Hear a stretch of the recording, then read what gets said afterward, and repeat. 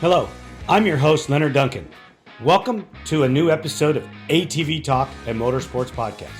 Please join us every Tuesday at 5 p.m. Pacific Standard Time. We bring you interviews with industry professionals, live events, live news about the motorsports industry in every episode. Enjoy the show.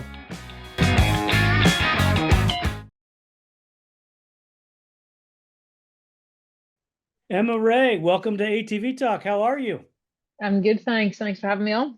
Oh, it's my pleasure. Thank you for taking some time. I know that you're a busy lady over here all the way from the Netherlands? No, from Ireland. From Ireland. From Well, Ireland, that's a whole different world, isn't it? for sure. Yep, it's a long time getting used to this heat. I don't think I'd ever get used to living in this weather. Really? Well, I know we're going to get into it, but when you train, because you are a professional athlete, does it make you stronger to train in the heat? Usually whenever I'm like training for most of my competitions, I would say 80% of my competitions are inside of Europe. There's only usually one competition a year where I'll have to travel to the US. But usually I'd only ever spend a maximum of like 2.5 to 3 weeks out here, sort of prepping for the heat because probably only 40% of our 35% of our workouts would be outside. So it's not that detrimental because most times you're in an indoor arena with AC, So yeah, it's taken a while to get used to this heat for sure. Do you think that, and I know I'm taking totally off topic of what we're supposed to be talking about, but it's interesting to me is beings that you know more about training than I do. Does it make you tougher to train in the heat? Like, um, because there's some people that believe that even if they're going to compete in the cool, they train in the heat because it gives them more stamina. Is that true or is that false? Um, for me personally, whenever I'm training in the heat, when I'm not used to it, I kind of find my intensity is actually lower. Because my heart rate, I just can't get my heart rate up that high, and two, I'm not recovering as quick between sets. Whenever I train at home, I usually train in my gym in around like sort of like 18 degrees all year round. Like our 18 degrees, not yours. So that's probably Right. like 55, maybe 60, your temperature. I train on that all year round because I kind of find that's my like sweet spot for pushing 100% intensity. I don't think it makes you harder to train in the heat. Like, you're not macho man, but because you train with a hoodie on and, 100 degrees or whatever. I think you kind of have to find what works for your body to be able to push maximum intensity, and then you start to acclimatize to the heat, I feel. Okay.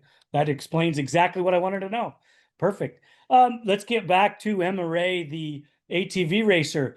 Um, you come from Ireland. Tell me a little bit about your background in Ireland and how you got introduced to ATV racing. Basically, my dad bought me a electric quad bike for my second birthday, and I think I was never off it. So then that kind of progressed into a 50cc, and then that sort of progressed into how do we race these things because I don't think I was ever off it. I think my mom and dad were always at the petrol station getting fuel. And then yeah, basically in Ireland you can only start racing when you're 6 years old. So at 6, I started racing, and yeah, the rest is kind of history from there. Well, how big is there a women's class there or is it No, is it combined to everybody? no, I've raced guys all my life. So I grew up racing 50s, 80s. So basically, the way it works in Ireland, up until I kind of turned 16, we weren't allowed to do jumps. So we only raced like grass tracks, so just flat fields, and we weren't allowed to go over jumps. We didn't have like upgraded suspension. Like we just raced an LT50, an LT80, a Yamaha Blaster, and then we progressed into the adult scene. So I didn't actually start going over jumps until I was 16. Whenever I got onto a 450. And then I basically raced in the B class. I won the B class. Then I got put straight into the Premier class. That's what it's called in Ireland, which is like the highest men's rank you can go into. And I've been in the men's class for I was 17 then. And then I quit when my husband had his accident at 22. Okay. And you've had a great career over there. I know I've heard your name before.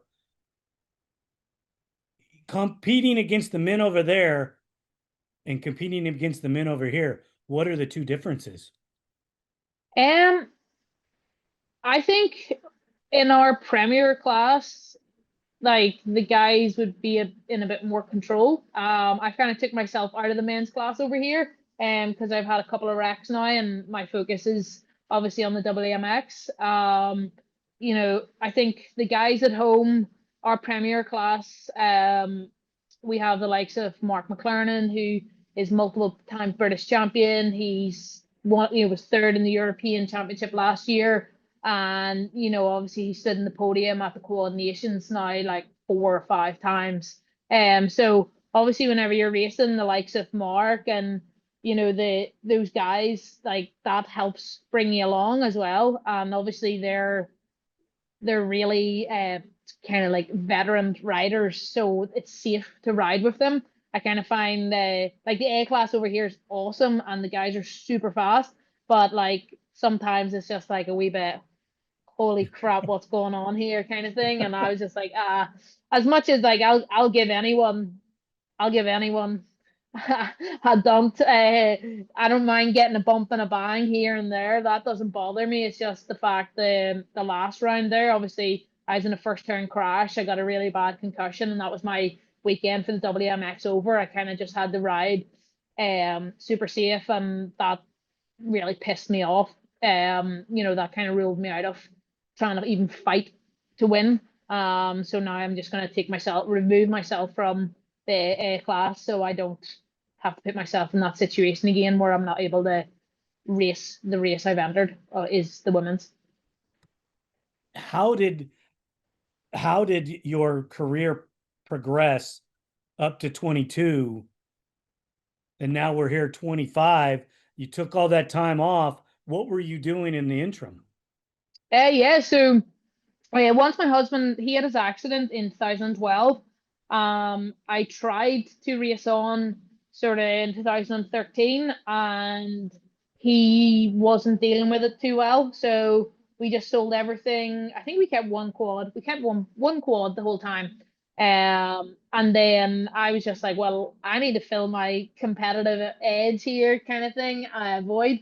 So I kind of found CrossFit. And then unfortunately I had ACL surgery in 2013, just as I found CrossFit. So then I had to go through 9 months of rehab, surgery, all that carry on. So I was like, flip me, I was itching at the bit to like start competing. And yeah, I kind of signed up for my first competition. I won it, and I was like, what's going on? I was like, what am I doing winning this carry on? Like, I've just started. So then I realized I could potentially be pretty good at this. And then I kind of pursued the European scene in the CrossFit. I was sort of like top six in Europe, sort of like 2014, 15, 16, 17, 18. And then I decided in 2018 I was going to go all in. I quit my job. I just trained full time, and then I made the CrossFit Games then 19 through till 2024. So I was full time athlete from basically 2018.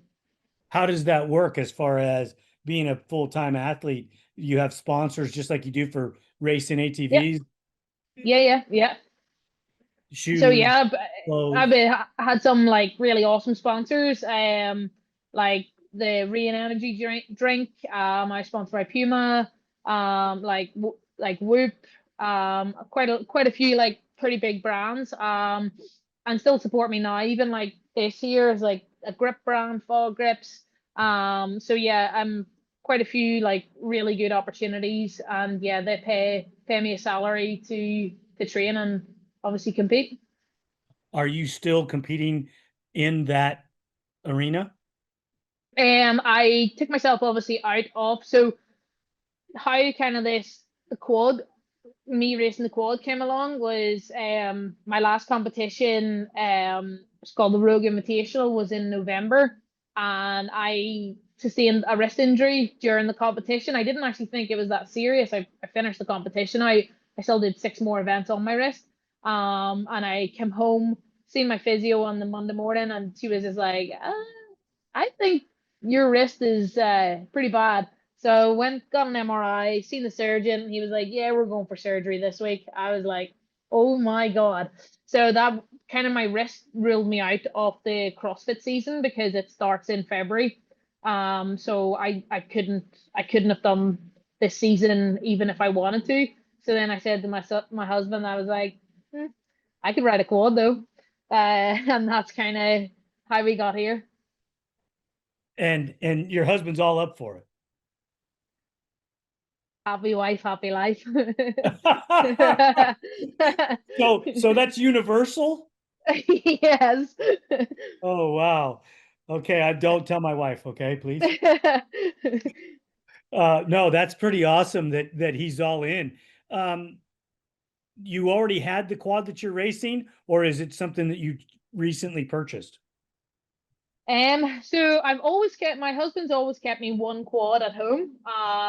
Mark McLaren, he rode my quad for multiple years.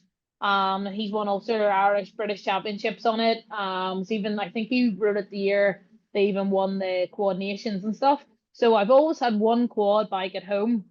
And then last year my husband was like, I'm gonna build you your own quad for if you ever decide to do a race again. So I've always kind of had like one quad that kind of Mark used and I used. So it was a wee bit rough. So David, he decided last year, he was like, I'm gonna build you your own brand new quad. Um, and you can use it if and when you want. It'll be sitting there. So I actually had a brand new quad just sitting there. And then yeah, once this all came about, we got it air freighted over here. How did this all come about? Give me the Uh, well, give me the details as far as what started it and how did you get yourself aligned to be competing in WXC? I mean well, MX. Sorry. well, Kinsey's mom kind of called me out online last August. So it was like someone commented something, and it just sort of like spiraled into like 200 comments, and I was just like, you know what? If someone's gonna call me out, I'm gonna rise to any challenge. Doesn't matter if it's a marathon, an Ironman. If you say I can't do it, I'm gonna try. So that kind of opened a can of worms, and then me and my husband, it kind of like confirmed in November whenever I couldn't do the CrossFit season. I was like, do you know what? Let's give this thing a go. And like at the end of the day, it's a once in a lifetime experience that I get to do with my husband. So yeah, we're here, we're doing it, and it's been fun. So your CrossFit sponsors are are they all in helping this happen? Like obviously they're not like it's like they're getting nothing out of this, but I've got contracts still in place. I'll be competing in CrossFit the back end of the year, which then I'll fulfill my kind of like my contract with them. Okay, so you're still training, you're still keeping yourself in shape, obviously, because you're from everybody that I've talked to, they say you are a physical specimen. Yeah, so I like I do train. I have reduced. Usually I'd be training like sort of like 24 to upwards of like 30 hours a week when I'm like peaking in for a competition. But like right now I'm only really training like I'd say like 15 to 17 hours. So it's hugely reduced training volume to what I'm used to. But obviously I have increased riding the ATV, which I'm not used to. So you kind of have to like change something. how different is competing in CrossFit tournaments to racing ATVs? Um, Obviously, like whenever I compete at like the CrossFit Games, I compete over 5 days. So like it's totally different. Like I would be doing sometimes upwards of 15 workouts over 5 days. Um, so yeah, you're like warming up, do a workout, cool down, eat, sleep, warm up, cool down, do a workout. So like yeah, it's completely different. And then usually like you do one your whole year resolves around 5 days, and then you take like a month off. Where this is just like you leave on a Wednesday or Thursday, practice Friday, race Saturday, then you're traveling home Sunday, wash up Monday. So it's like it's different. It's constant. This feels like, there was no time from the last round and we're ready, starting to load up the truck to get ready to leave again this week. How is it physically on your body? Um, well, minus the crashes. If I had just probably a straightforward weekend, it's fine. Like I've been, as I said, used to doing 15 workouts over the course of a weekend, so I don't feel beat up or like that tired. I'd say I'm more like tired from the travel because I'm not used to like 15, 16 hour drives. Like at home, whenever we're racing, our furthest track away is like 90 minutes. So Okay. So this is driving, this is a yeah, the driving's that's difficult to get used to. is the food that much different? The food in Ireland would be like I would say a lot cleaner. It definitely has took a time for my stomach to get used to the change of food. But like I've found some good food to adjust to. At the start it was pretty rough on my stomach. Because we put things in our food we shouldn't. Yeah, there's just like little bits, but I've got like I've my mom actually sent me over with with about a full suitcase of like snacks and stuff. So I kind of have a lot of my own stuff that I'm used for like my snacks throughout the day.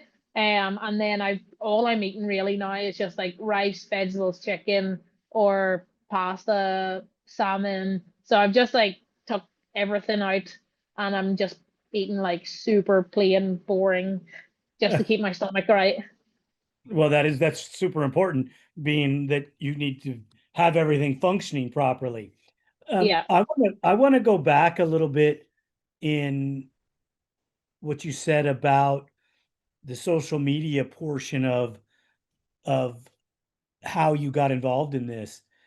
I was told, and I want you to clarify this for me, that some of your fans were pretty aggressive.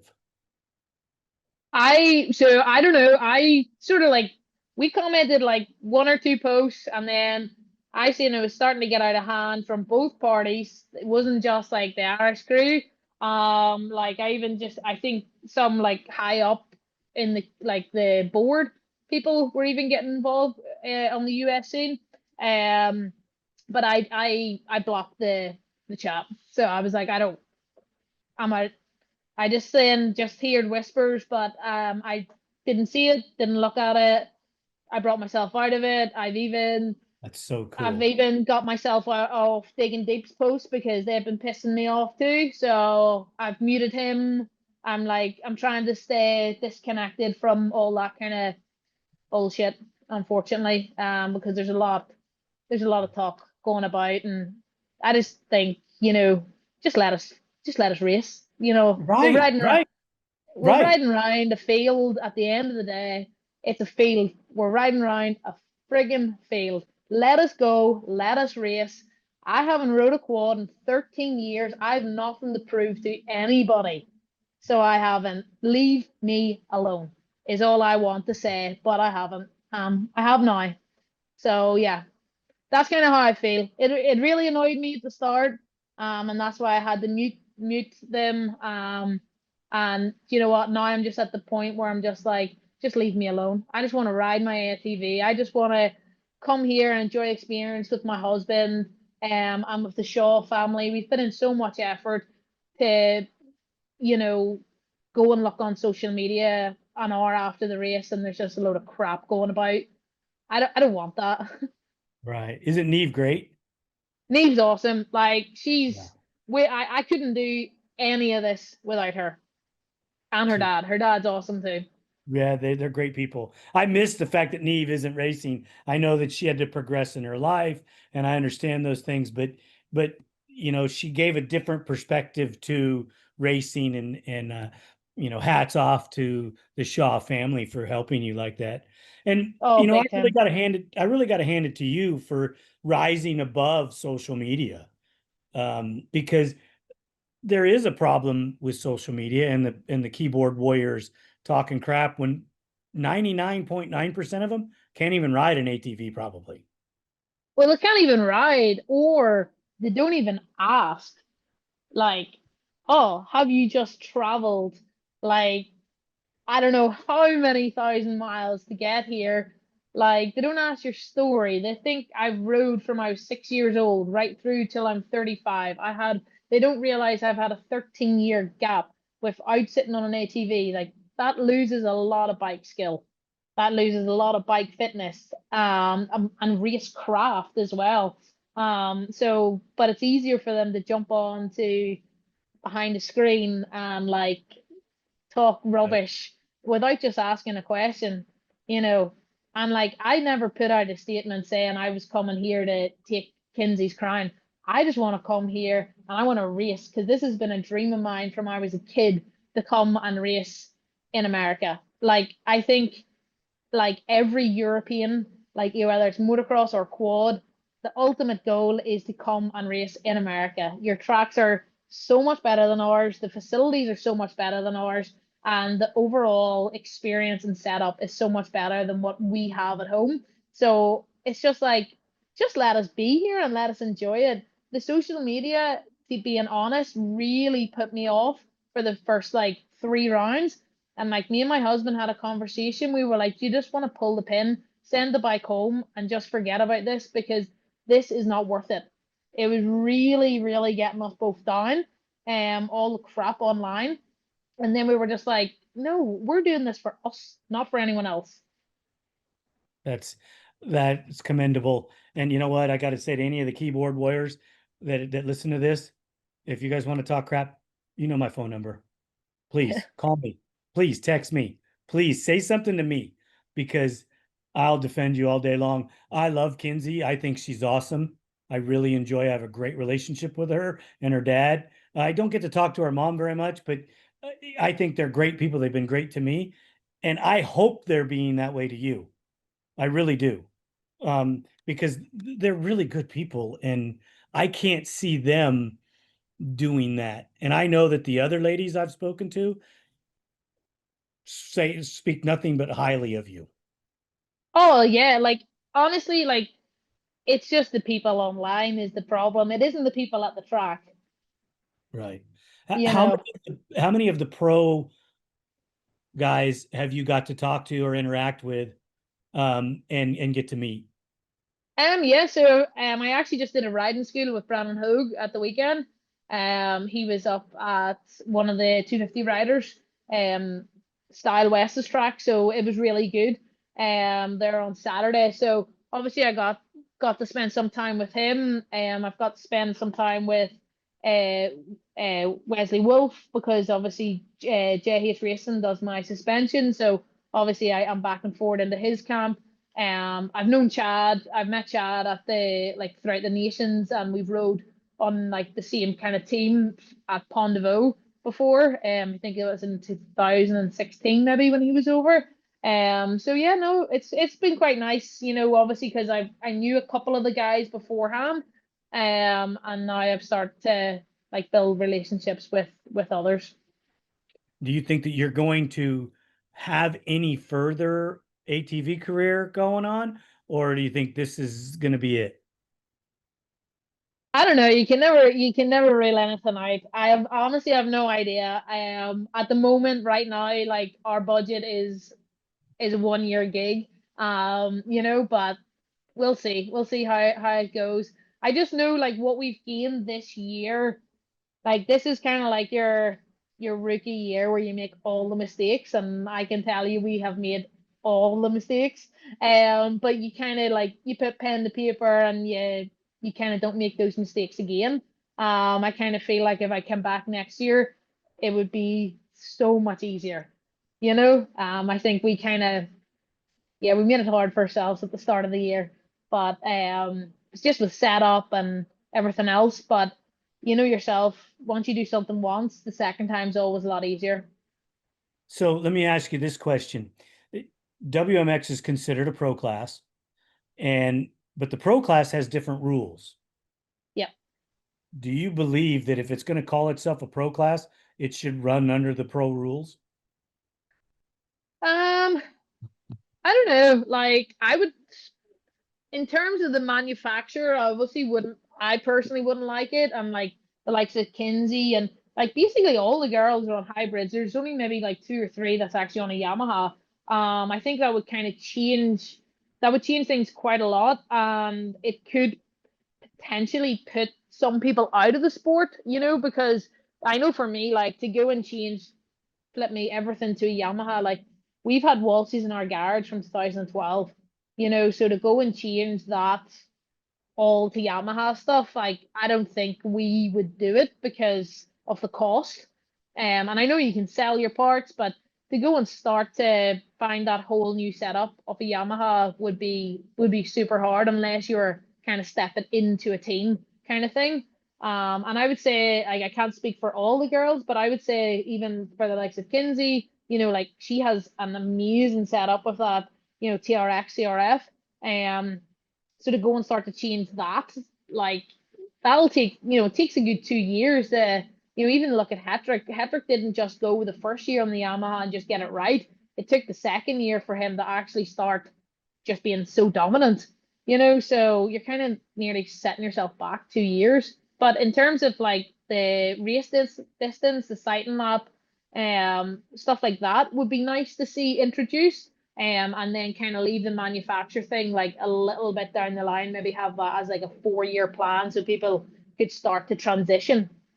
Are you looking for the best suspension technology for your sport ATV? Look no further than Elka Suspension, the industry leader in sport ATV suspension technology. With championship wins in prestigious events such as the Dakar Rally, Score, Best in the Desert, ATV MX, Cross Country, and Works, Elka Suspension has established itself as the go-to choice for athletes and enthusiasts alike.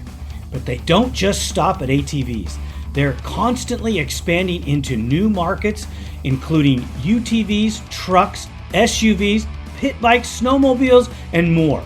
Their commitment to innovation and quality means they're always looking to improve and adapt so you can enjoy a smooth ride wherever you go. Want to learn more about what Elka Suspension can do for you? Visit their website at elkasuspension.com or give them a call at 450-655-4855. They will always be happy to answer your questions and help you find the perfect suspension solution for your needs. I was going to say, if we did all the other stuff and then, you know, give it a time limit, I think it's something that actually should happen to give the ladies more recognition. Yeah. I think like it would be really nice to see the sighting lap, and it would also be nice to see a time, a race distance, like instead of the 5 laps, it would be nice, or 6 laps, whatever, 5 laps. It would be nice to see like, you know, a 12-minute moto or whatever. More along the lines of pro sport or pro am. Yeah, for sure. That would be, it would be a nice step in the right direction for kind of making the women even more prestigious. You know, they could also change the schedule. So they would run the pro women, then the pro men. That would be cool. That would be cool, especially if we were first, because then we get to watch the men. Well, right, right. You know, I mean, it's something that is only going to elevate the sport because you guys have so many fans, Yeah. so many fans. Uh, Sometimes I almost think that there's more fans watching the ladies race nowadays than some of the men. Yeah. I think like yeah, I think this year that's what they were saying. Like there's a lot of people out watching. It's good racing between me and Kinsey. Like we're, kind of the men at the minute. Joel and Bryce have it kind of locked in, and then the battles for third place at the moment in the men's. Right. Yeah, and he never knew who it was going to be. Yeah. And somebody told me the other night that, hey, if you took Joel and Bryce out of the equation, what a year we'd be having, right? It would actually be like that last race at Budds Creek between Wesley Wolf and Lindquist, like Lindquist was just on a charge.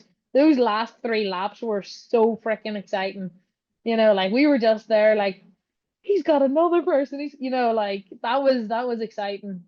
Where there's nothing happening at the front, unfortunately. You know, I get that, but we're at an era with a specific individual, and I think you'll respect this, that he is mentally at a level that I don't think you can categorize him with Jordan and Tiger Woods and some of Yeah. the other great athletes, Carmichael and McGrath, where they just are mentally better than everyone else for whatever time frame it is. I mean, you can't take anything away from Chad Weenan, but he didn't have a run like Joel's having. No, like it's so impressive. It's yeah, like nobody's touching him. Do you think in your professional world, are there any of the ladies that you compete with that are that much better than everybody else? We have one woman. She's from Australia, Tia Toomey. She has now won 7 years undefeated. No one's ever done it in history. She's the first person. I don't even think. I think maybe the longest streak a woman has won is 2 years, 2 years in a row, and she's done seven. And she Wow. will do that. She will do eight. Like she will do this year as well. Is she just awesome? She's just so far ahead. It's just like Joel. It's like she's just levels up every single year. How much mental is the difference between rolling to the starting line or going to a competition? What's the different mental preparations? Um, I think like, obviously just with the CrossFit, you're constantly going over the workout in your head, because you have to make sure you get your reps right and etc. and the order of the workout right. So like for me, whenever I'm on the start line, I'm thinking, okay, you're starting with the wall ball or whatever it is, and you're kind of rehearsing the workout. Where whenever you're behind the start gate, you're just focused on the start, just start, start, start, start, start, get it right. And then you're kind of in the natural flow after that because you've had your practice, on Friday. You know the track. I went over it the night before in my head. I know exactly what bumps, what jumps, what lines, etc. I'm going to take. So when I'm behind the start gate, all I'm thinking about is just getting into that first corner. And please don't get riled on this question in line. It's about age. You're a mature athlete. You're 35 years old. You're already what I would consider grown up, been out in the real world. Do you think that makes a difference for you to come and race and to do as well as you are doing based on the age of the other competitors that you're dealing with? Um, I'm Not not sure. really, because I don't really feel 35 and I don't act 35, so Well, I'm um almost 60 and I'm not going to grow up. So yeah, no, I'm never gonna grow up. I probably still have the mental capacity of a 16-year-old to be honest, but no, like I think, as I said, it's like you're kind of mature enough to be like, I don't it's literally racing around a field. Doesn't change my life whether I win or lose. And that's kind of a wee bit more maturity because at the end of the day, if I come second, it doesn't fucking pay my bills. Like CrossFit pays my bills, so for me it's like this is just fun. This is a hobby. This is like a year of change. And yeah, I think that maturity does probably help. Just having that mentality as well. Obviously every time I'm behind that line, obviously the only thing in my head is I want to win. But if I don't win, it doesn't change anything. What do you do for fun that doesn't entail quad racing or working out? Um, at the moment, like honestly, like this past 10 years from I've kind of like went all in on the fitness side of things. Like I really just eat, sleep, and live like the gym, training, eat healthy. Obviously like in my off season, whenever I do have finished the games and stuff, usually like September, October is my kind of like time to unwind. Like me and my husband mainly will just go somewhere, like go to a nice city. Like last year we went to Milan. We just had like a nice weekend away. I kind of just enjoy spending time with my husband or my niece and nephew. I took my niece and nephew with camping, last I think it was last October. I think it was the end of September, October. We went camping, went to the beach. Usually have bicycles, and it sort of usually is kind of a little bit fitnessy related because I'll always if I can go somewhere, if I can take my bicycle and stay kind of moving. I even my husband like he does not like when I don't exercise because I can be a very very annoying because Wow. I have way too much energy. I'm like a Okay. Duracell battery. I'm used to being tired. What does your husband do? Does he have any part in your training or any part No, of nothing? He doesn't do anything with no, that? no, definitely not. No, like literally, my husband he leaves every day 7:30 for work, and I don't see him until he comes home from work at 5:30 in the evenings. He owns his own business.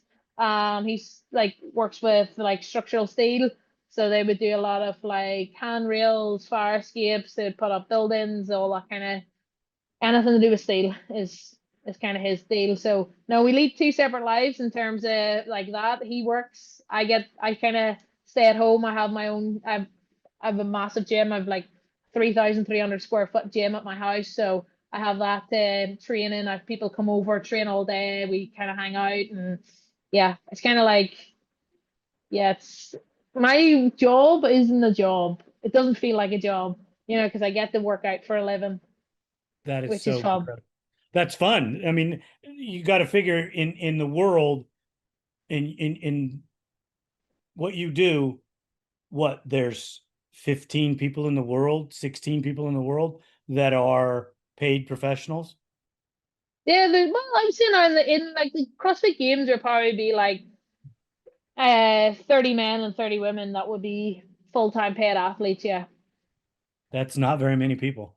No. So it's nice it is nice obviously to be one of those. Um but yeah, like I can't like even my husband says like he usually brings me at lunchtime. He's like, "Oh, what are you at?" And I'm like, "Oh, my dog's called Ellie." I'm like, "Me and Ellie's just going for a nap."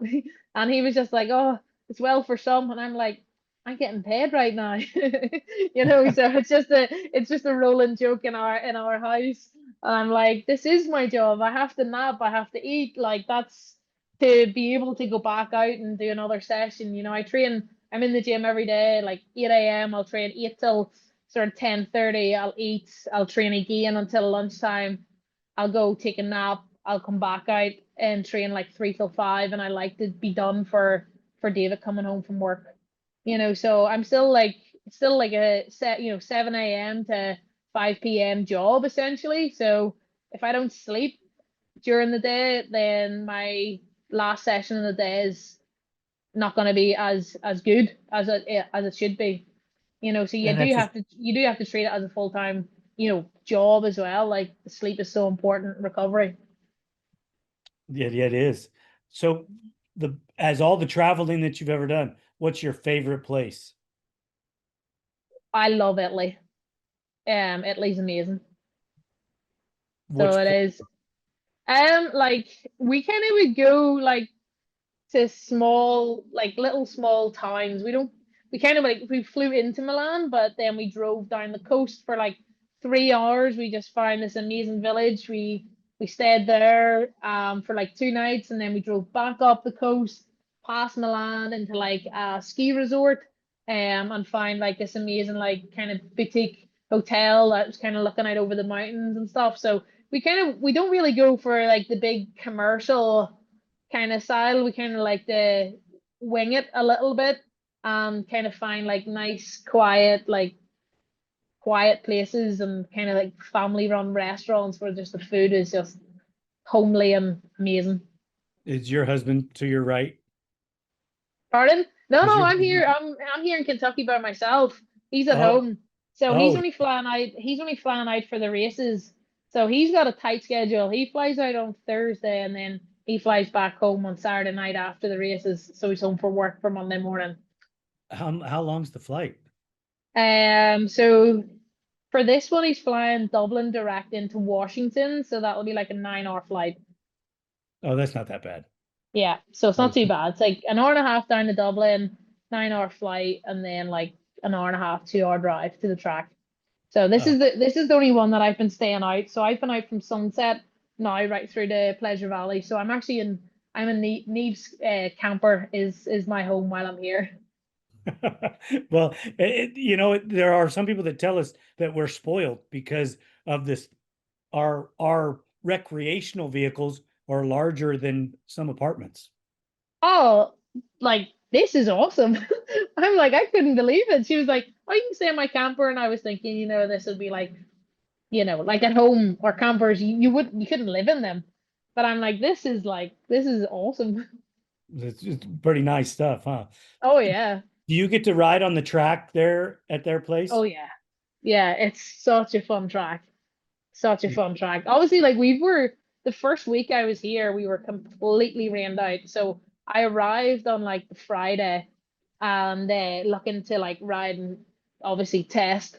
Um and yeah, I didn't we literally spent the full week just sitting in the camper because it rained the whole time. I was like, this is terrible.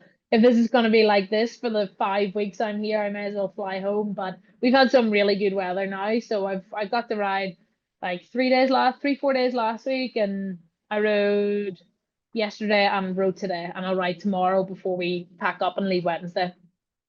Well, Joe Berg thinks very highly of you. How much time have you got to spend with him as far as going over skills and things like that? No, I haven't seen him at all this trip. Kind of we changed plans in kind of December, and I kind of went with like the Shaw route. So I've done obviously the training day with Brandon Hogue, and I'm actually booked in for training with Rastrelli and Hedrick here now in July. Yeah, those are two good guys to train with, aren't they? Yeah, like I loved the one with Brandon. Like he just taught like a couple of small things. It's my husband's raging because it's things he has told me to do. So it's because David before his accident would have been like the top guys at home and within the British scene. He would have been like really fast rider. And he obviously brought me along so much whenever I rode with him. I was never on his level, but he did help me so much. And without his help in the early stages, I would never be here at all. Um, but he's kind of coming in on like Friday whenever I'm trying to learn the track and he's telling me things. But because I'm so like just trying to learn the track, trying to dial in the jumps because that's all new for me, then I'm kind of like I can't take everything in and I'm struggling to like listen to what he's telling me to do, because I'm just like fixated on like I need to freaking dial this track in. I'm still not getting the jumps. I'm still not feeling good, and then he's telling me, try this. And then Brannon tells me it, and then I'm like, oh yeah, I did this, and I feel so much better. And he was like, I've told you that every round, and I'm like, well, I was on a private practice track that I got to practice it like, we did like, we small mini loops and I got to implement it like 10, 15 times before you stop the skill. So I just think like whenever you're not under pressure of you only have 4 laps, on the practice track, I don't want to try something and then I stall the bike or whatever and I've missed a lap of practice. So whenever on a Yeah. private practice track and there's no pressure of time, then it's like you can start to try new things. And then I went out riding yesterday at Shaw's track and I took a second off my lap time and I was just like, all right, here we go. So just from those couple of tips that Brandon gave me, so it was good. So that's why I'm excited, obviously, to go to Jeffrey Rastrelli's and Hetrick's because, if I can learn one or two more things, and even if you gain quarter of a second, like it all counts. It all does. It all does. Yes, it does. When you gosh, I had a perfect thought going, and then you said that about Jeffrey and them. Oh, Brandon, you didn't get him talking about, you know, training or any of that stuff, did you? And no, we didn't, because obviously there was like 8 of us there. So, and then it was just really unfortunate. At 12 o'clock, the heavens opened and the place flooded. So we packed up and got Neve's truck out before we got stuck there. So I didn't get time. I kind of, once it's all over, usually you'll hang about and talk and stuff. I was kind of waiting for that moment, but obviously once that rain came, we were like, we need to get out before we're stuck here all day, kind of thing. So no, we didn't get talking about training or anything, which I would have been interested just to see, obviously, because he does like on the box. So I would have just loved to like just brainstorm, like like what he does different to how I kind of do things, and it'd He's been good. He's interesting. brilliant. He's brilliant. Yeah, I I'll mean, get the pick his brains at some point for sure. he is next level when it comes to some of this stuff. When I have conversations with him, I have to slow him down. Hey, dude, you need to talk to me like I'm a 2-year-old because I am not getting what you're saying about all of these different things with your body and how you're monitoring them and you look at some of the guys he's training and they're just doing phenomenal. Oh yeah, for sure. Yeah. But I think training for what you do and training for what he does is two totally different worlds. There may be some techniques that you could use or some things that you could implement, but it's not the same world. No, oh, definitely not. Like the way I train for CrossFit, like you couldn't do it while training for quad racing just because like you're you're beating your body up, whenever you're doing the CrossFit, like your joints and stuff. Like I've stopped the Olympic lifting, because like it's just so hard on my wrists and my joints whenever I'm trying to ride a bike as well. So like I have had to stop quite a bit of like the CrossFit stuff that is, leaving my joints not happy for riding the quad. I can see that. I Yeah. can totally see But that. I've And never noticed it while just doing CrossFit. I've never noticed, oh, this really hurts. But whenever you're trying to do two things that impact each other and do not have a crossover, then you're like, oh, this sucks. So but I learned pretty quickly, all right, I need to not do this, and this, and I'll do this and this instead. if you were going to talk to the youth,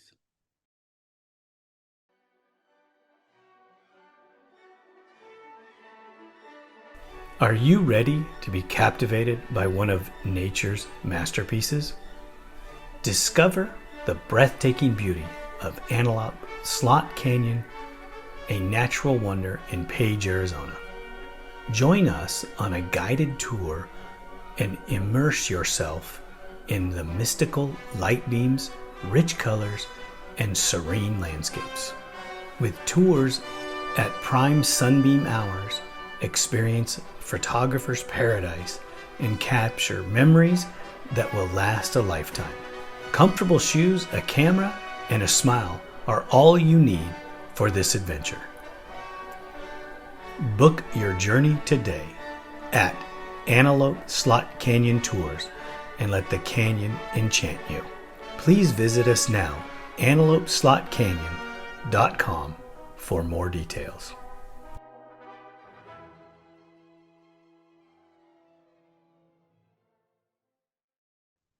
whether it be the young ladies, young men going to do in CrossFit competitions or racing ATVs, what are some of the things that you would advise them to do?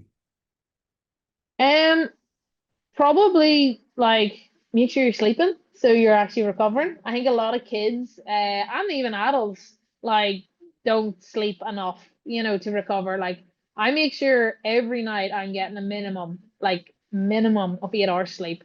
And sometimes like upwards of like 9.5, 10 hours sleep. So I think that's the big thing. And just make sure like you love what you do. Like, don't do it if your parents are pushing you towards it. Just if you love it, you do it. If you don't love it, just don't do it. Because I think a lot of kids do things just because their parents want them to do it, and I just think that's the wrong decision. Because you'll never be fully passionate about what you do unless it's for you. I agree with that. I agree with that. And that's so it works for both worlds. Yeah. Yeah, and And especially for the motorsport side because it does have an element of danger.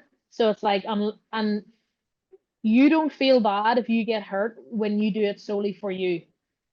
But if you get hurt and you've been doing it because your parents are pushing you or someone else is influencing you, then you can kind of like resent them for you getting hurt because yeah, it's like you pushed me to do this versus it's like, you know what, I got hurt doing what I love. Nah, and that's kind of what I always think. Like after my crash at the weekend, my husband was like, I want I want to pack up. I want to bring you home. I don't want you doing this anymore. And I was like, dear, I'm doing this for me. I know the consequences. Like you are not stopping me doing this, kind of thing. Obviously, like if he really personally didn't, he fully 100% was put his foot down and was like, you're not doing this, I wouldn't. But I kind of just reinforced them. I was like, this is all for me. I am not doing this for anybody else. I do, want to do well. do you think that some of that comes from the fact that he got injured? Yeah, I think, like I took a really bad hit on Saturday, like a really bad hit. And probably there's only 5 people know how bad it was, but like I couldn't speak. So I couldn't like my speech was very gone. Like and that really worried my husband. Because it was a really bad concussion and I probably shouldn't have raced, but I did. I wanted points. I'm really, really stubborn, so I am. But I think once my speech and stuff was very slurred, like it really scared the life out of David. And at that point, he was just like, I just don't want, me getting hurt, kind of thing. And obviously, he didn't like me being in so much pain on Saturday night, and I sat up, I couldn't sleep. I was sore. I was just restless and you know you don't like seeing your loved ones in a bad way, but like we're fine now. We just need an easy week to To get back regroup. to regroup. What's your favorite quad? Oh, like I'm gonna always be biased to like the Walsh hybrid for sure because it's what I've rode from, like it's what I've had from 2012. Previous to that was I actually had a Honda TRX, and like I did love my TRX. David built me probably one of the best TRXs, I would say, probably still to this day. That's great. You still never answered really my question about fun, but we'll skip over that. I mean, other than going to hotels and traveling like that in small towns, that does sound like a lot of fun to get away. Yeah. What can we expect from you in the future? Do you have any plans? Anything that we could, maybe write in the book for this is coming in Emma's life? Um, I still have one more goal that I haven't ticked off, and that is to ride for Team Ireland for the coordination. So that that that tick will be done before I fully retire. You're going to jump up and qualify for that team. Yeah. That means doesn't that mean you have to race? Correct me if I'm wrong. that you have to race the entire season and be in a specific place in points? So I went home and rode one Ulster Championship race between, don't know what rounds it was. I think it was maybe after Ironman maybe.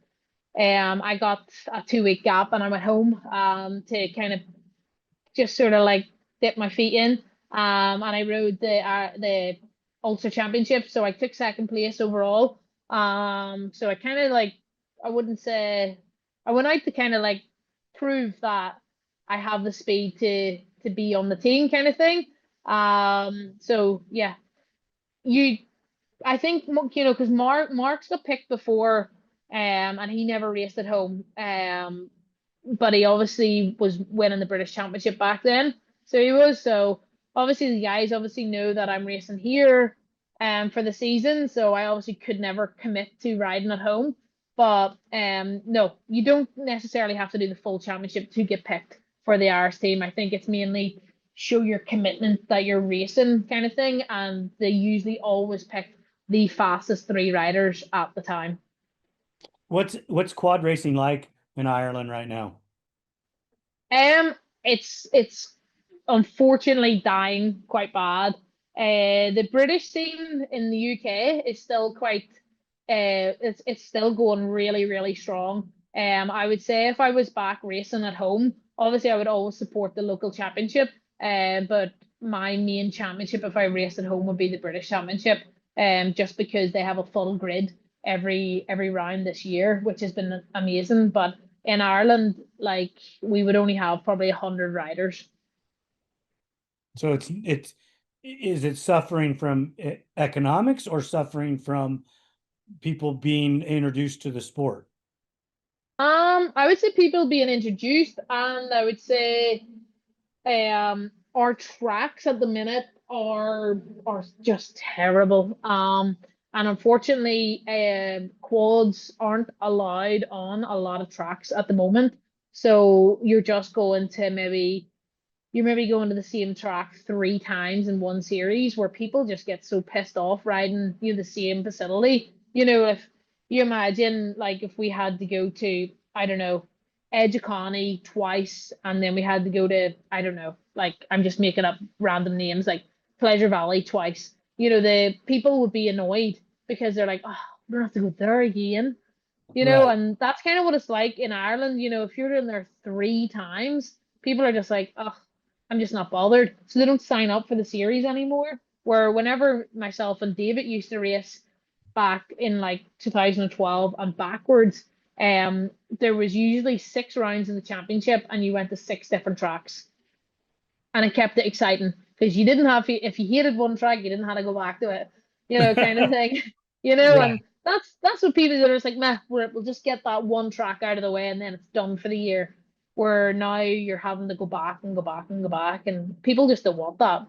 If you're spending 20 or 30 grand, you want to go and ride good tracks. You want to be like, oh, this is terrible. I'm gonna go through sprockets and rear brake discs and bend my Nerf bars and cost yourself thousands of pounds because some of the tracks are full of stones.